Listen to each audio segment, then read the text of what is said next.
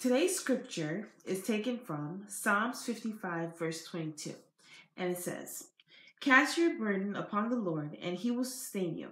He will never allow the righteous to be shaken." This particular devotion was just pretty much talking about us taking risk and not playing it safe in our lives.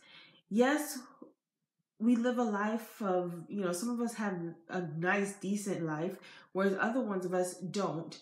We're just comfortable where we are. We are not trying to take any risks. We're not trying to make any big moves. We're just complacent. Well, this particular devotion was just trying to encourage us to try to step out on faith and try to step out beyond the things that we're used to. It stated that, a lot of times what we do is we complain and we sweat the small things in life instead of worrying about the bigger picture. It also talked about us having doubt.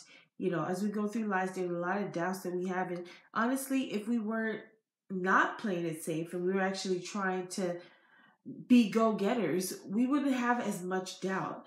So this is the best way to get rid of this doubt and be able to step out there and conquer our fears and our failures is to, of course, put it in the hands of God and challenge God to allow you to conquer your fears and step out there. Not only that, but as you challenge God, make sure you stick to your promise and do exactly like you said you would. So as you do your part, God will do his part also.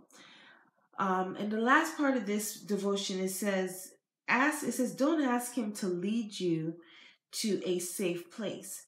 Ask him to lead you to the right place.